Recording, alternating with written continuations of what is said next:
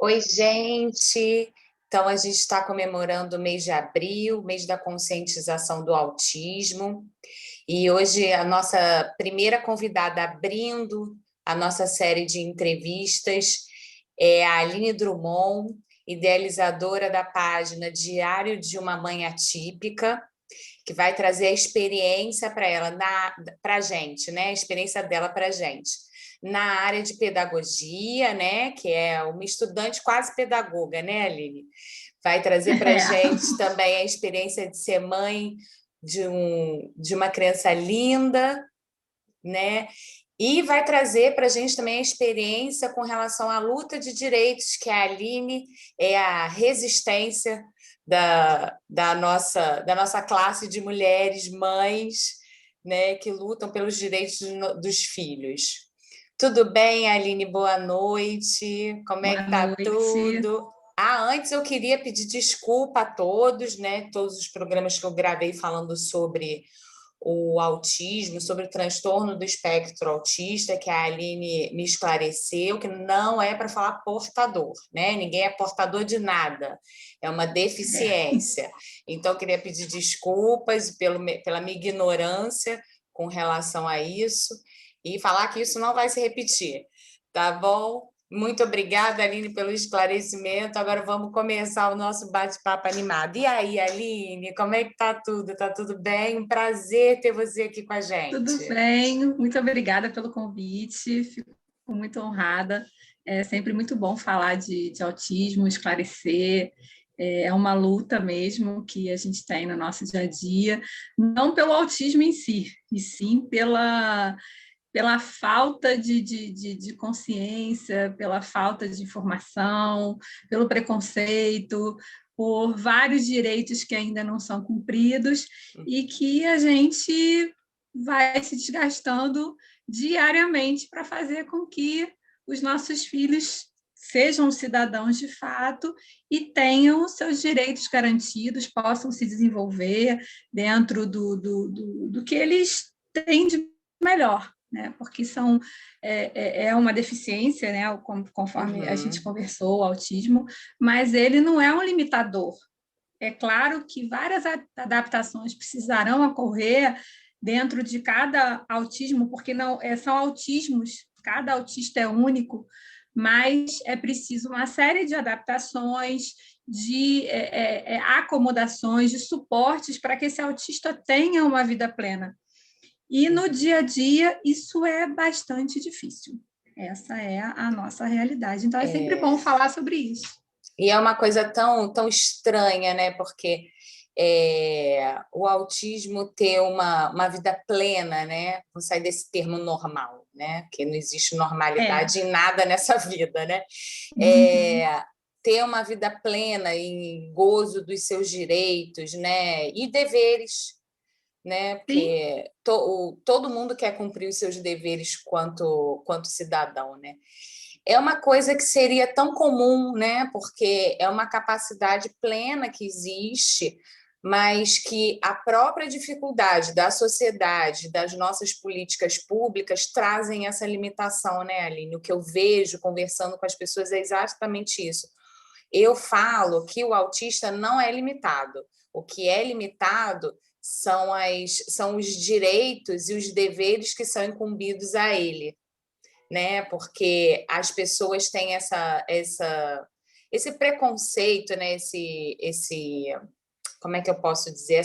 Essa ideia de que ele não pode exercer algumas atividades e com isso existe uma limitação. Não existe nada disso, né, Aline? A gente vê aí todo dia as pessoas que conseguem remar contra essa maré de preconceito e conseguem viver a vida, exercer os seus direitos de cidadão na plenitude, né? Eu acho que, em primeiro lugar, nós, enquanto sociedade, precisamos saber respeitar as diferenças. E cada indivíduo é único. Exato. E o autista, ele é único e ele vem com algumas características diferentes de nós, neurotípicos.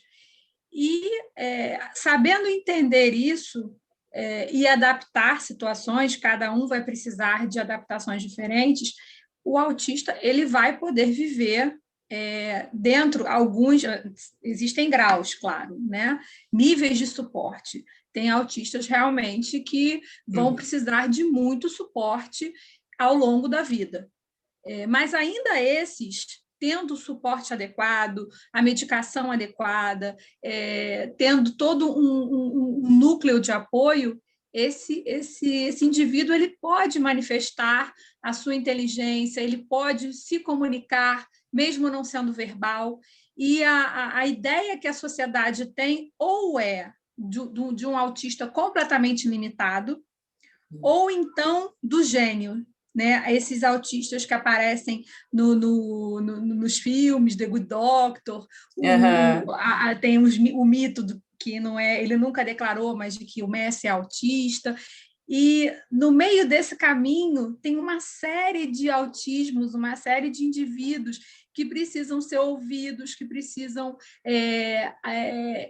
existir enquanto pessoas e que encontram muitos percalços para isso. É muito engraçado quando a gente fala de autismo, porque hoje, graças a Deus, está muito mais divulgado, até porque a prevalência de autismo, a gente não tem um número no Brasil, mas a nossa base é os Estados Unidos. Em cada 54 para cada nascimento, 54 nascimentos, é de uma criança autista. Então, é uma prevalência muito maior do que, por exemplo, há 15, 20 anos atrás. Então, é um assunto que a gente vai sempre, cada vez mais, encontrar na mídia, nas conversas, porque está sempre próximo de nós, tem uma criança autista, tem um adulto autista. E, por incrível que pareça, por mais que o assunto esteja muito em voga, ainda falta muita coisa a ser dita, porque ainda falta esse olhar de enxergar o autista como um indivíduo e não como um personagem e não como alguém incapaz. E aí eu não falo não só do autista em si, eu falo de qualquer pessoa com deficiência, porque o estigma ainda é muito grande. A gente associa deficiência com sinônimo de incapacidade, e não é.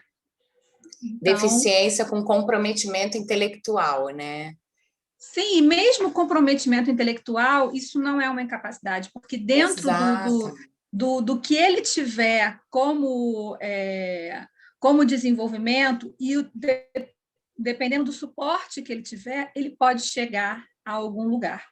O problema é que a sociedade espera que todo mundo chegue no mesmo lugar e da mesma forma. E nós não somos assim, cada um é um. E são essas especificidades que precisam ser respeitadas na escola, no parquinho, em todos nas igrejas, em todos os ambientes que nós convivemos. Porque se fosse esse o olhar, não existiria o preconceito. O autista, por exemplo, não teria tanta dificuldade para sair de casa.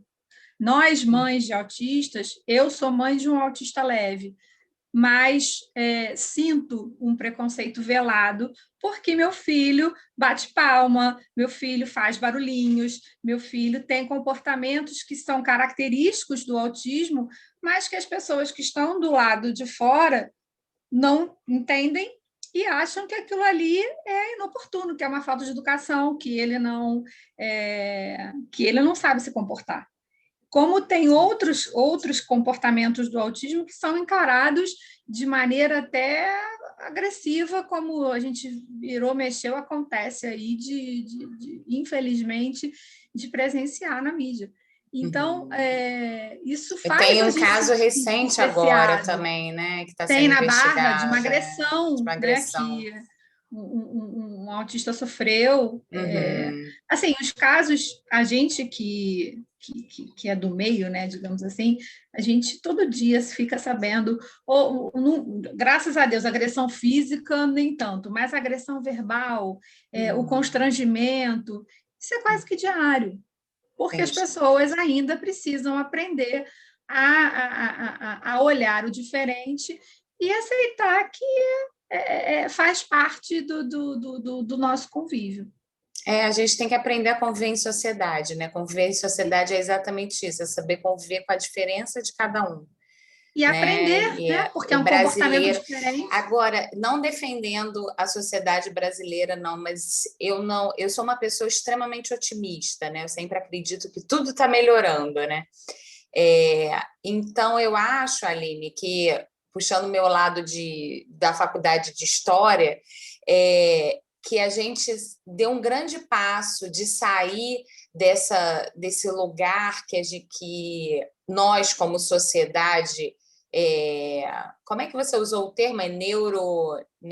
Como é que é? Neurotípicos. Nós somos Neurotípicos. neurotípicos e os Achei super autistas são os interessante atípicos. isso. Agora, eu vou sair, dessa participação sabendo tudo sobre terminologia. Nós, neurotípicos, tínhamos como sociedade de esconder, né, as pessoas que tinham deficiência. A gente escondia por medo e falava que estava protegendo os nossos deficientes, né? E eu acho que a gente, hoje em dia, aprendeu a lutar pelos direitos deles Sim. e mostrar e discutir e informar, né? Tornar comum a informação, fazer com que ela circule, porque eu acho que essa é a melhor forma de se quebrar qualquer preconceito, é fornecendo informação maciça, até que isso se torne comum para as pessoas, né? Porque a gente tinha nós como sociedade brasileira, a gente tinha essa característica de esconder o que era diferente, que não fazia parte do neurotípico, né? E eu acho que a gente saiu dessa coisa horrorosa, né? Desse cerceamento de convívio com a sociedade, graças a Deus. O que você acha disso? Você acha que é um caminho muito longo ainda? Você acha que não é Não, nada mas eu acho que a gente disso? está caminhando. Assim, por Entendi. mais que eu veja, eu encontre as dificuldades, eu acho que a gente está caminhando e caminhando bem. Graças a Deus, tivemos uma tentativa de retrocesso, mas que foi barrada em relação a. Porque eu acredito que isso tudo só esteja sendo possível a partir das leis de inclusão. Né? Por mais que a nossa Constituição, desde 88, já fale sobre pessoa com deficiência, já fale de alguma forma sobre inclusão, essa inclusão só foi acontecer de fato a partir de 2015, quando foi feita a lei de inclusão e as crianças com deficiência passaram a estudar em escolas regulares. Por mais que essa inclusão ainda tenha muitos problemas, ela é muito necessária.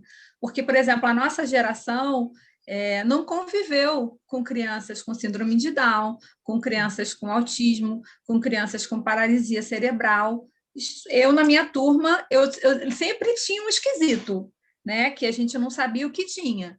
Mas, e era considerado o esquisito. Mas, de resto, a gente não conviveu com crianças com deficiência.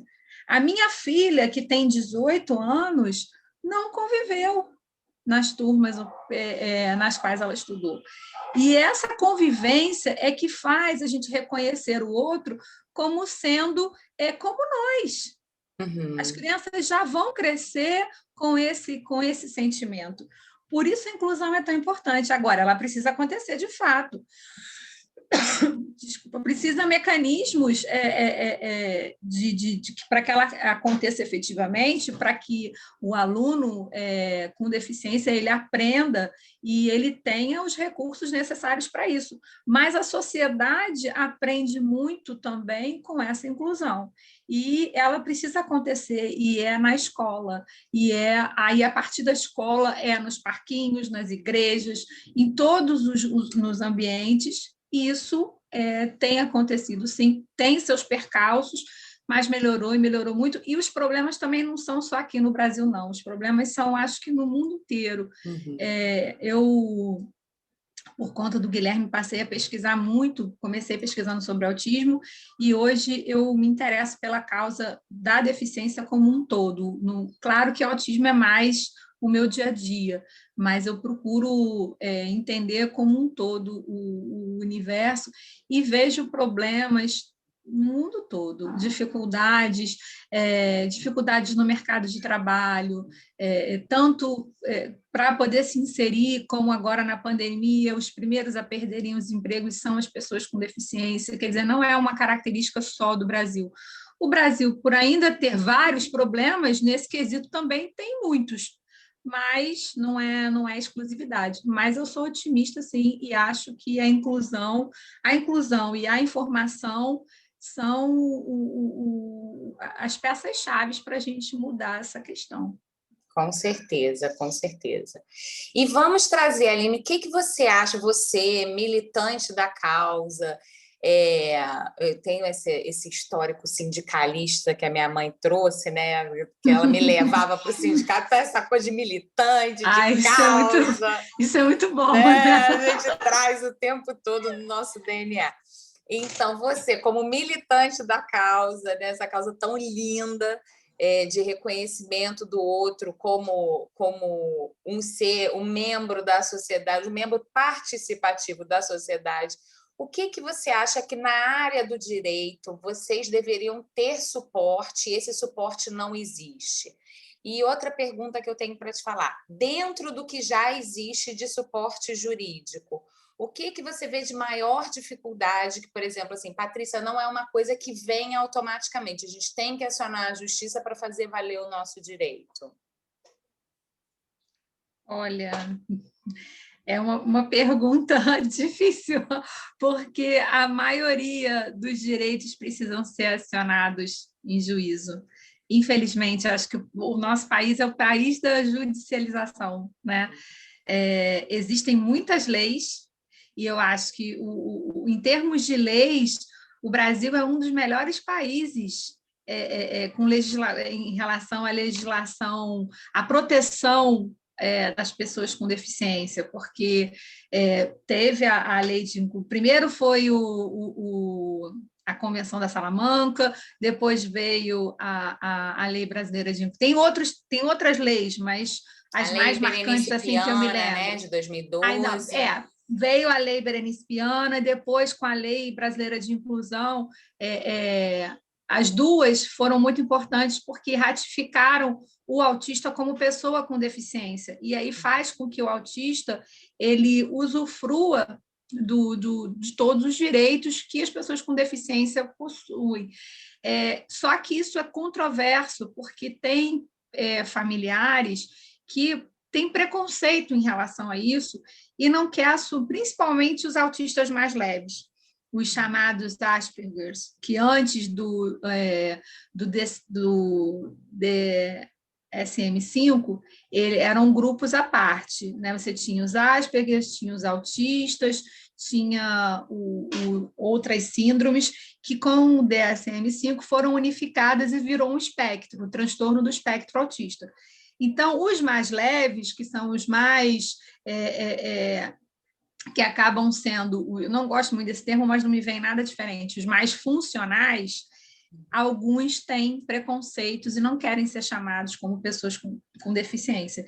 Isso é muito ruim, porque, primeiro, que o que a gente precisa lutar é o estigma, é contra o estigma da pessoa com deficiência, e não contra ser uma pessoa com deficiência. Uhum. E é o fato de ser pessoa com deficiência que dá o suporte legal.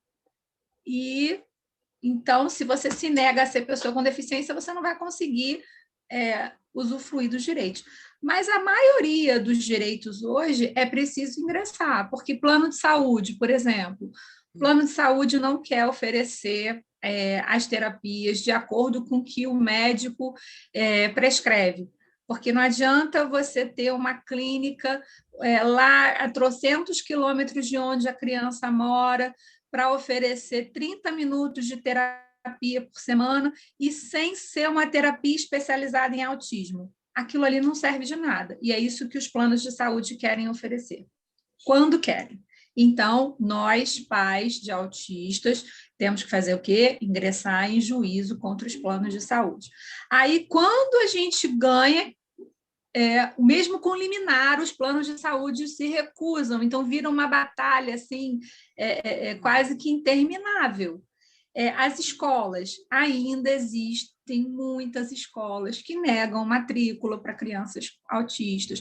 É claro que elas não negam dizendo que eu estou negando porque é autista. As vagas sempre acabam quando se apresenta o laudo de autista. Quando não negam, quando aceitam a matrícula. Tem a questão da mediação escolar, tem a questão do plano educacional individualizado. Eu diria que o mais importante hoje para nós não são novas leis, porque as leis que existem, elas são bem satisfatórias. Eu acho que seria importante saber quantos autistas existem no Brasil, para poder fazerem políticas públicas voltadas para esse público. Seria muito importante centros especializados de terapia, mais centros com melhor estrutura voltada para os autistas, porque é uma deficiência diferente de outras, então precisa de acompanhamentos diferentes. Mas leis específicas, o que o que me vem mais mesmo é o efetivo cumprimento das que já tem, né? Esse olhar da sociedade, das empresas, em enxergar a pessoa, o potencial que existe nas pessoas com deficiência, a partir do momento que elas são, que elas têm o suporte necessário, né? E o contrário, o quanto você inviabiliza a vida de uma pessoa pela falta de tratamento adequado. Se uma criança espera 6 meses, 1 ano, 2 anos para começar a fazer terapia, ela tem, às vezes, o desenvolvimento dela quase que reduzido pela metade ou mais por conta disso, porque a gente tem tempo para poder intervir. O cérebro, ele tem uma plasticidade, e essa plasticidade ela é maior até os 5 anos de idade. Então, tudo que a gente luta é para um diagnóstico precoce e para uma intervenção precoce, para que esse autista ele tenha condição de ser a melhor versão dele. Até agora, hoje se não ele é negado, existe essa política do diagnóstico precoce na rede SUS, por exemplo? existe sim, existe uma lei que orienta os pediatras para o diagnóstico acontecer até os 18 meses. O problema é que o pediatra sugere, né, que é autismo, e ele sugere as intervenções. Mas cadê vaga?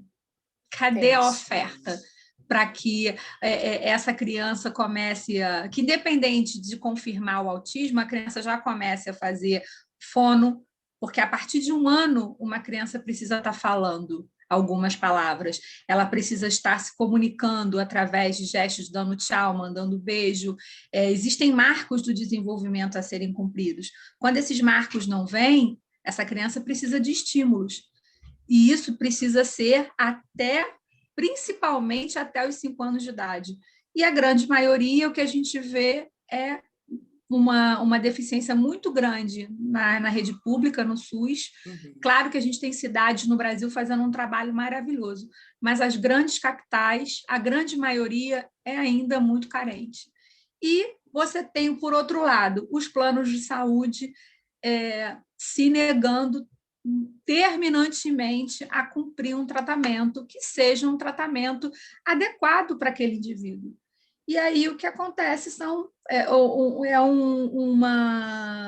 o que a gente mais está vendo no país hoje, o abismo social. Aqueles que têm condição financeira de bancar o tratamento conseguem bancar e, dentro das especificidades que o autismo tem, conseguem fazer com que seus filhos se desenvolvam. Aqueles que não têm, o que fazem? Né? Fazem o que podem. As mães se desdobram e tem muitas que não conseguem trabalhar, e aí você sabe melhor do que eu o que é a questão do BPC. Os limites, né, são muito, os critérios são muito rigorosos para você conseguir um BPC, e como é que essas famílias vivem, né? Como é que essas famílias dão estrutura para essa criança poder se desenvolver. Então, isso tudo é algo que a gente precisa repensar, lutar, porque dentro desse universo a gente pode ter crianças ali que, bem trabalhadas, podem virar adultos com uma série de competências, com uma série de possibilidades que são simplesmente cortadas logo no início da sua vida, por O problema falta não de são condição. leis, nem profissionais atentos, né? Pelo que você está me falando. O problema é a falta de estrutura no país. O Sim, país não suporta a estrutura das leis que ele mesmo legisla, né? é lá, exato. É uma coisa muito comum, infelizmente, no nosso país. E aí a nossa luta é para isso, é para que o cumprimento se faça. É claro que essa lei que os pediatras precisam até os 18 meses é algo recente, ainda existe resistência, ainda existe aqueles médicos que falam cada criança tem seu tempo, mas eu acho que a gente já avançou bastante por conta da informação, eu acho que os pais estão muito mais atentos, por isso que a gente ouve muito falar que agora existe uma epidemia de autismo. Na verdade, não existe. O que existe Ai, meu isso é muito comum, Deus, existe uma gente. epidemia de autismo, tudo é autismo, mas não é. O que existe são pais mais atentos, são profissionais mais atentos que observam e o diagnóstico acaba surgindo. Antes, essas crianças iriam ser as esquisitas, as estranhas, as Exato, com que fica problema. sentada no fundo da sala. É, Exatamente. O aluno problema, né? É, eu acho isso de uma ignorância tão grande, né? Você não falo nem ignorância com relação ao termo agressivo, mas ignorância que é a característica de você desconhecer, ignorar a realidade, né? É como as pessoas falam: ah, mas na minha época não tinha bullying, agora tudo é bullying. Não, o bullying sempre existiu, é porque agora a gente fala sobre ele, né? sim. Sempre existiu. Eu era obesa e eu sofri bullying, né? E eu sabia que eu estava sofrendo bullying, só que na minha época não era bullying o nome, era A outro gente não nome. dava um nome, né? Mas a gente sofria Exatamente, mas a igual. gente não podia falar sobre isso, né? Porque se você falasse sobre isso, você era fresca, você, né? Então, é isso, é a mesma coisa, não deixou de surgir mais autistas porque tem uma lei. Não existe uma epidemia de autismo, pelo amor de Deus.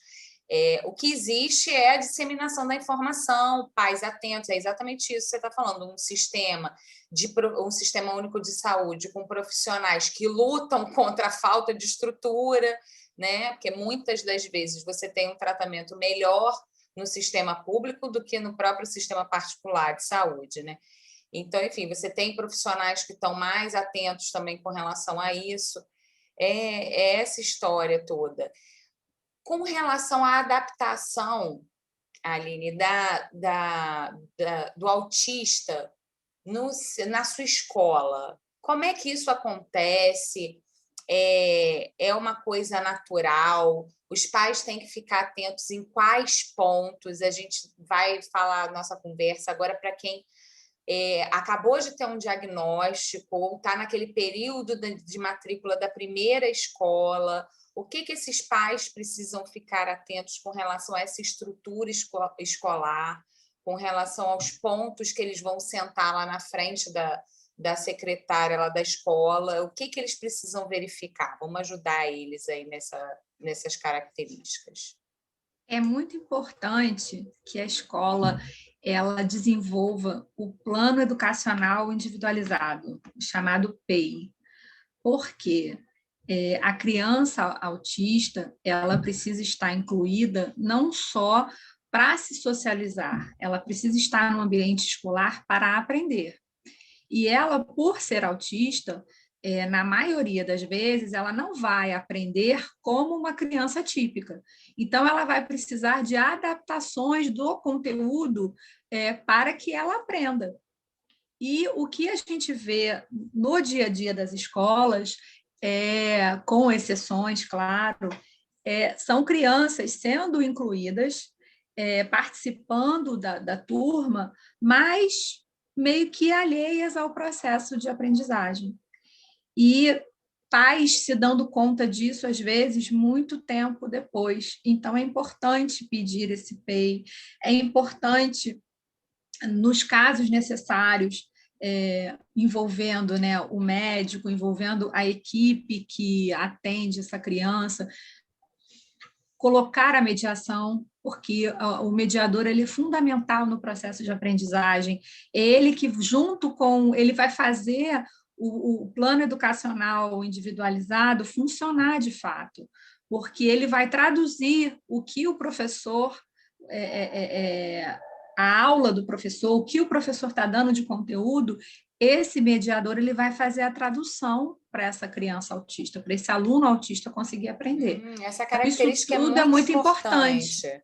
Muito importante, porque eu tinha na cabeça que o mediador ele era uma pessoa que iria auxiliar o tempo todo o autista, mas sem interferir na relação do programa didático. Não, Ele não muito pelo interfere, mas ele é contrário. a ponte, né, Aline? Por Sim, isso a importância dele. Achei super esclarecedor isso. Vamos lá, ele continua aí.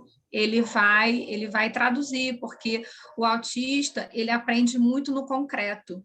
Então, ele vai precisar de materiais, muitas das vezes, no concreto, para ele entender os conteúdos. Quando está na educação infantil, ele vai precisar de apoio para recortar, de apoio para desenhar, de técnicas para ele poder aprender a desenhar, porque na maioria das vezes o autista tem dificuldades na coordenação motora fina, então ele vai precisar de técnicas que os típicos normalmente não precisam. E o mediador ele vai fazer isso porque a professora ela é uma só para, às vezes, 15, 20 ou até mais crianças.